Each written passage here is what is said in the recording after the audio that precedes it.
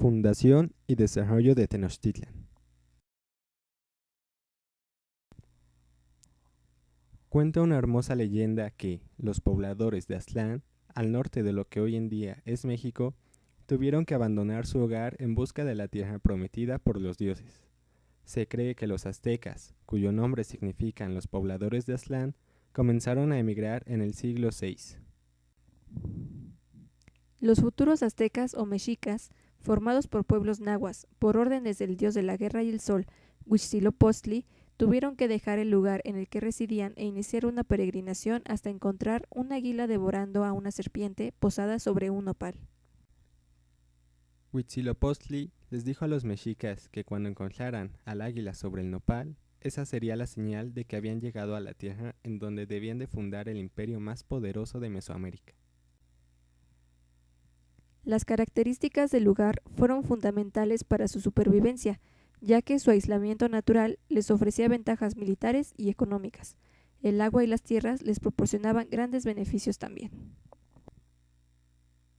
Al cabo del tiempo, Tenochtitlan, la capital de los mexicas, se convirtió en una de las ciudades más importantes de su época y fue la cabeza de un poderoso imperio que dominó gran parte de Mesoamérica. Dentro de la ciudad se construyeron más de 70 templos y edificaciones, la mayoría de ellos sobre el lago, y alrededor de toda la ciudad crearon grandes calzadas, avenidas y canales que conectaban a toda la ciudad. El águila posada en un nopal devorando una serpiente es uno de los símbolos más importantes de México. Es el elemento fundamental del escudo nacional, así como parte esencial de la bandera de México. Organización política y social.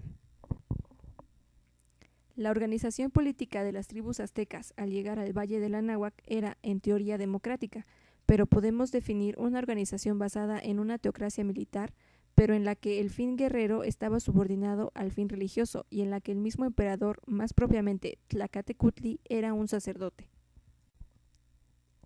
Pero la religión no solo influía en la organización política, también lo hacían en la organización social. Entre los tenochcas había 20 clanes o calpullis. Los representantes de los calpullis formaban el Tlatocan, organismo que presidía el gobierno general de Tenochtitlan, que era el hombre que ocupaba el puesto supremo entre todos los jefes, llamado Tlacatecutli, también denominado Tlatoani. Aun cuando no existían clases sociales remarcadas, se pueden mencionar los siguientes rangos: nobles, pipiltin, entre los cuales estaban los caballeros águila y los caballeros tigre, más formalmente conocidos como caballeros ocelote; sacerdotes, que podían proceder tanto de una familia humilde como de una noble; artesanos, divididos en pochtecas, que comerciaban fuera de la ciudad, y tlanamacani, que comerciaban en la ciudad; plebeyos o campesinos libres, macehualtin; siervos, mayeques, campesinos que estaban en calidad de siervos; esclavos tlacotin, generalmente esclavos de guerra que iban al sacrificio o eran ocupados en diversas tareas. Un hombre podía realizar alto rango por medio de sus esfuerzos. Educación. La educación comenzaba después del destete, en el tercer año. El propósito era iniciar al niño en las técnicas y obligaciones de la vida adulta. Al igual que casi cualquier actividad diaria de los tenochcas, la educación estaba regida por los principios religiosos imperantes en la cultura azteca. Los padres vigilaban la educación de los hijos y las madres daban instrucción a las hijas. Sin embargo, eran los sacerdotes los que impartían la educación en las escuelas. Había dos tipos de escuela para los varones. La más importante era el Calmecac, en la cual se preparaba a los nobles para el sacerdocio. Estudiaban las artes y las ciencias, pero la enseñanza era fundamentalmente religiosa, aun cuando muchos de los estudiantes no pretendían ser sacerdotes. Algunos se preparaban para ocupar puestos en la milicia o la administración pública. El Calmecac era parte del Templo Mayor y los estudiantes estaban sujetos a una rigurosa disciplina. Artes. Escritura.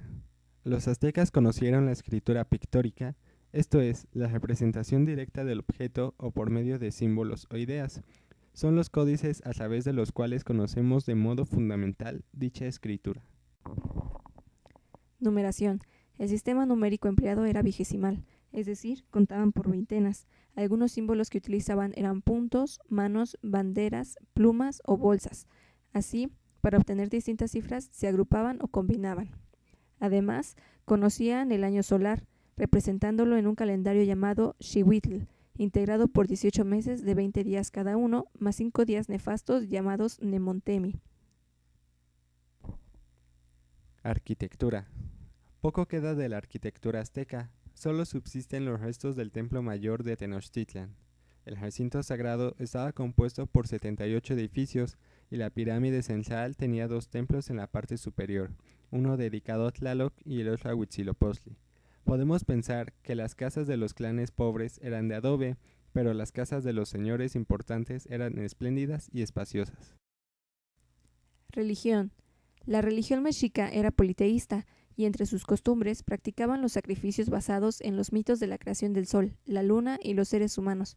Entre sus dioses figuraban Huitzilopochtli o Meshi, que era dios propio dedicado a la guerra. Otras deidades que recibían culto eran Quetzalcóatl, Tezcatlipoca, Tlaloc, entre otras. Existían juegos que estaban vinculados con ritos cósmicos como el Tlachtli o juego de pelota y el Patoyi, que era una aspa dibujada en una estera y los jugadores usaban colorines. Conclusiones del equipo. Con esta investigación conocimos la organización política, cultural y económica de esta gran civilización. Fueron la base de lo que es México hoy en día, dejando muchos legados para los mexicanos. También pudimos observar en los aspectos sociales cómo estaba organizada la sociedad de este vasto imperio, con un rey que era adorado como un dios. En cuanto a religión, practicaban los sacrificios humanos para adorar a los dioses, es decir, eran politeístas. En conclusión, podemos afirmar que esta cultura, como civilización, dejó legados importantes, no solo para México, sino también para América.